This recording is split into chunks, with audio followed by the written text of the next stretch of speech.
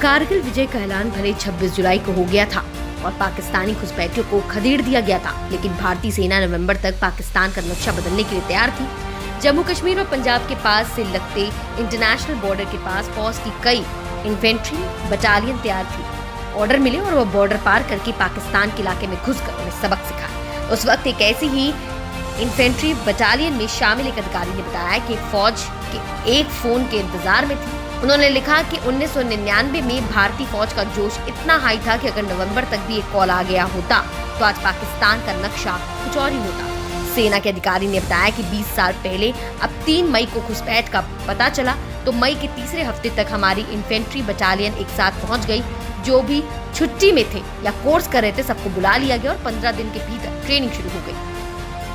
27 अधिकारियों ने forward post जाकर रेकी की थी। सेना की फाइटिंग टीम में 2 तरह की फॉर्मेशन होती हैं, ऑफेंसिव और डिफेंसिव। डिफेंसिव फॉर्मेशन दुश्मन को अपने इलाके में आने से रोकती है और ऑफेंसिव फॉर्मेशन दुश्मन के इलाके में घुसती है। इन अधिकारी ने बताया कि तब ऑफेंसिव फॉर्मेशन बॉर्डर पर पूरी तरह मुस्तैद हो गई थी। कमांडिंग ऑफिसर सहित करीब 27 अधिकारियों ने फॉरवर्ड पोस्ट जाकर पूरी रेकी कर ली और योजना तैयार की कि कौन किस तरह किस जगह से दुश्मन के इलाके में घुसेगा। योजना यह थी कि पाकिस्तान के कुछ इलाकों पर कब्जा कर लिया जाए और उसे कारगिल से पीछे हटाने के लिए मजबूर किया जाए। हालांकि जब पाकिस्तानियों को खदेड़ दिया गया उसके बाद 4 महीने तक भारतीय सेना के ऑफेंसिव फॉर्मेशन मुस्तैद थी। मई के आखिरी से ट्रेनिंग शुरू हो गई थी। उस वक्त वहां मुस्तैद एक अधिकारी ने बताया कि हमारी मई की आखिरी ट्रेनिंग से शुरू हो गई थी। जिस इलाके से हमें पाकिस्तान में घुसना था वह प्लेन एरिया था।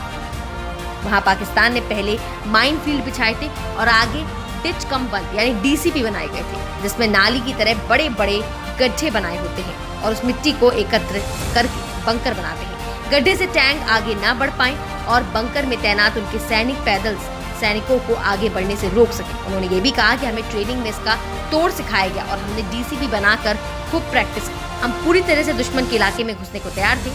नई दिल्ली से कॉल के इंतजार में थी सेना। उन्होंने बताया कि ट्रेनिंग के दौरान असलहा नहीं दिया जाता है और जब 3 दिन का असलहा इशू होता है तो उसे फाइनल स्टेज माना जाता है। यह हिसाब लगाया गया कि हम 3 दिन में अपना मिशन पूरा कर लेंगे। सबको 3 दिन का असलहा इशू हो गया।